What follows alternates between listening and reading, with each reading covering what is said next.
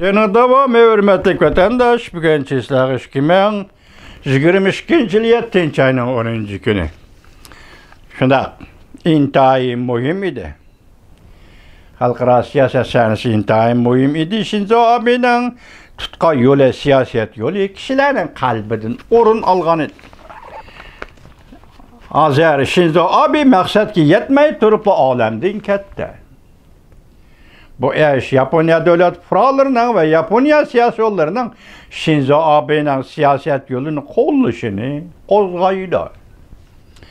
Shinzo Abe vefat buldu. Yüzden partiye muritlerinin sayılan avaz toplavatkan meydanda vefat buldu. Bu vakı Japonya'da erken Demokratlar Partisi'nin senatörler sayılımını adetten taşkırı güç bilen teminleydi. Bu qatamqı saylamda Japonya Erkin Demokratlar Partisi çoxam objektiv neticelerge erişidi. Her qandaq insan tətir iqimlik ruhi halat içinde yaşaydı. Şuna Shinzo Abe Japonya'ya yürek qanini singdirdi.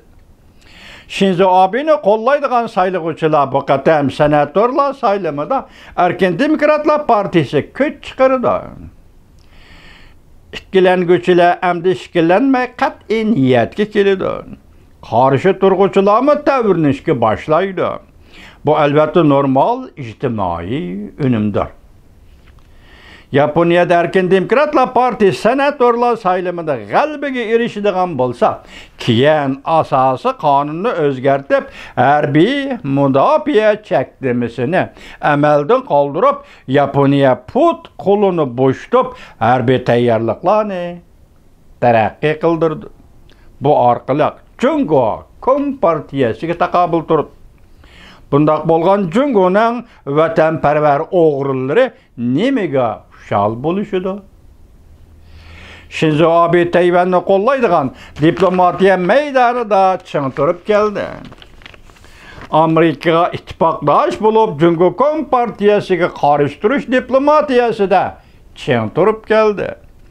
Shinzo Abe'ning vaqtsiz vafot bo'lishi Yaponiyada ko'plagan fuqarolarning uning iddiasini tan elishini qo'lga keltirdi. Bu harakat Shinzo Abe bo'lmagan kelgüsü Japonya hükümetini Jungo Kompartiyasiga texama qattiq siyaset qo'llanishga elib keldi. Japonya Jungo Kompartiyasini qo'rshavlash sepida intayin muhim rol o'ynaydi. Jungo Kompartiyasiga texama ko'p zarba berdi. Ish mushundaq bo'ladigan bo'lsa, Jungoning vatanparvar o'g'rilari yana nemiga şal buluşudu. Shinzo Abe Amerika'nın Hindi Tinch okean stratejisi aktif ovoz qo'shgan edi. Amerika bilan birlashib Jungo Kompartiyasining atrofida strategik muhit yaratgan edi.